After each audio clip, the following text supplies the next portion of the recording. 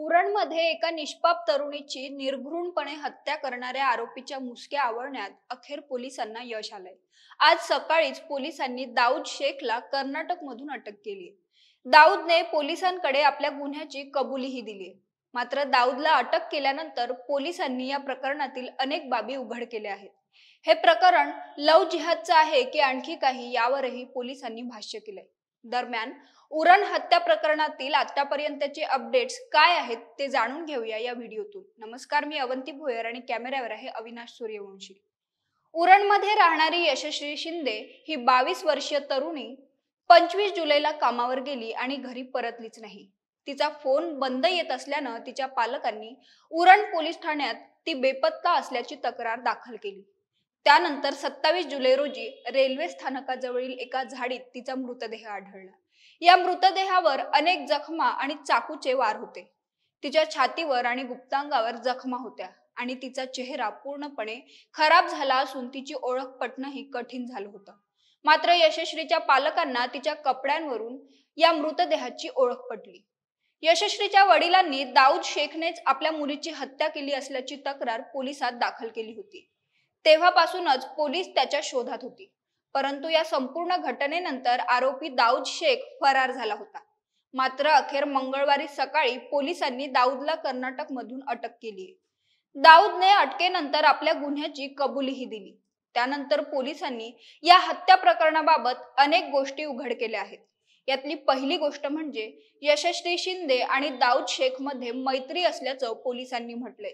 याच मैत्रीतून त्यांनी एकदा भेटण्याचं ठरवलं होतं। या भेटी दरम्यान त्या दोघांमध्ये बोलणं झालं आणि ही घटना घडली असं पोलिसांनी सांगितलंय। दुसरी गोष्ट म्हणजे मृत्यूनंतर यशश्रीच्या चेहऱ्यावर झालेल्या जखमा या चाकूच्या नसून प्राण्यांनी तिचा चेहरा खराब केल्याची शक्यताही पोलिसांकडून वर्तवण्यात आली आहे। अतिरिक्त पोलीस आयुक्त दीपक साकोरे यांनी दिलेल्या माहितीनुसार दाऊद शेख कर्नाटकमध्ये असल्याची माहिती मिळाल्यानंतर त्यांनी बेंगलोरमध्ये 2 आणि शहापूरमध्ये 2 पोलिसांच्या टीम नेमल्या होत्या। याशिवाय त्यांना या प्रकरणात 2 ते 3 संशयित व्यक्ती आढळले होते, त्यांचीही चौकशी करण्यात आली। तसंच स्थानिकांच्या माध्यमातून पोलिसांनी सापळा रचून दाऊदला अटक केली। याशिवाय यशश्रीच्या शरीरावरील जखमा पाहता तिच्यावर बलात्कार झाल्याचीही शक्यता वर्तवण्यात येत होती। पण पोस्टमार्टम रिपोर्टमध्ये यशश्रीवर बलात्कार झाला नसल्याची प्राथमिक माहिती पुढे आली आहे। या संपूर्ण घटनेनंतर अनेक राजकीय नेत्यांनी यशश्रीच्या कुटुंबियांची भेट घेतली असून आरोपी दाऊद शेखवर कठोरात कठोर कारवाई करण्याची मागणी केली आहे। 2019 मध्ये यशश्री 15 वर्षांची असताना यशश्रीच्या वडिलांनी दाऊदच्या विरोधात तक्रार दाखल केली होती। त्यावेळी दाऊदवर पॉक्सो अंतर्गत गुन्हा दाखल करून त्याला अटकही करण्यात आली होती। तिथून सुटका झाल्यावर तो कर्नाटकमध्ये गेला होता। त्यानंतर आता परत आल्यावर त्याने यशश्रीशी पुन्हा संपर्क केला। पोलिसांनी यशश्रीची कॉल हिस्ट्री चेक केल्यावर ती सतत एका नंबरवर बोलत असल्याचं त्यांना आढळलं। हा नंबर दुसऱ्या कुणाचा नाही तर दाऊदचाच असल्याचं त्यांच्या लक्षात आलं। या नंबरवरून अनेकदा यशश्री आणि दाऊदचं बोलणं झालं होतं।